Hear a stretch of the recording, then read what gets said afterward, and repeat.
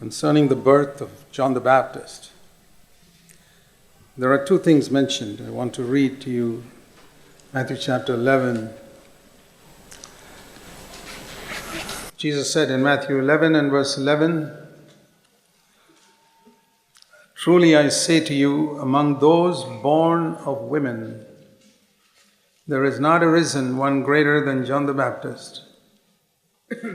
But we don't stop there. But he who is least in the kingdom of heaven, the kingdom of heaven is the new covenant church. Not an old covenant church, but a new covenant church. See, there are two kingdoms, the kingdom of earth and the kingdom of heaven. Israel was a kingdom of earth, and they were always occupied with earthly things. There's not a single promise in the Old Testament about heaven. And every believer whose mind is primarily occupied with earthly things is an old covenant, even if he calls himself a Christian. And churches that preach prosperity, earthly prosperity, are an old covenant church. We're not talking about them. Here it is about those whose kingdom is in heaven. Such people, the least in that is greater than even John the Baptist, who was the greatest human being born of women until Christ. But that does not apply to every Christian. I don't think it applies to 90% of Christians, because they're all occupied with earthly things. And the other verse is in Luke chapter 1, where the angel told Zacharias when John was going to be born. He said to him in verse 13, "Your wife," the last part, "will bear you a son," Luke 1:13, "and you'll give him the name John.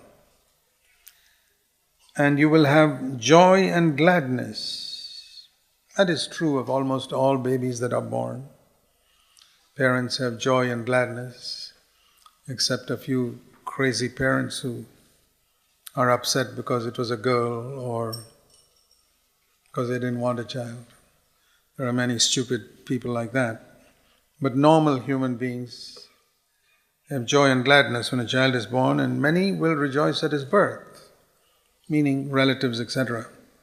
But then it goes on to say, because there's a reason why many will rejoice. For means because he will be great in the sight of the Lord.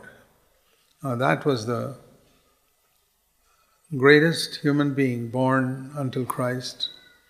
And then he said, those who enter the kingdom of heaven will be greater than that. So what do we learn when we put these verses together? That our longing for the children God gives us should be, like it says in verse 15, they'll grow up to be great in the sight of the Lord. When your kingdom is a kingdom of earth, your longing is that your children will be great in the world. And you rejoice if your children are accomplished, educated, have a lot of money, and all the things that people in the world think are great. They'll be great in the world, but in the kingdom of heaven, it's to be great in the sight of the Lord. Imagine from childhood to say about a child, like it was said about John the Baptist, he'll be great in the sight of the Lord. And Zachariah and Elizabeth took that seriously. And they had to bring up this little child, remembering what the angel said, hey, this has got to be great in the sight of the Lord, not in the sight of men. And that's why when John the Baptist came of age, he became a servant of the Lord. So I pray that all of us who are parents will not think of our children being great in the eyes of the world, but great in the sight of the Lord. It's an inner attitude. You know right now whether in your mind You want your children to be great in the world or in the sight of the Lord. And I can tell you that will determine how they become later on. If you glory in the fact that your children are handsome and good looking, well, God have mercy on you and on them. But if you ignore all that and say, Lord, I want them to be great in the sight of the Lord, that's the only thing. I will not glory in their cleverness or their attractiveness or their intelligence or any of those things. They may be all these things, but you don't glory in them. May God help us. Okay?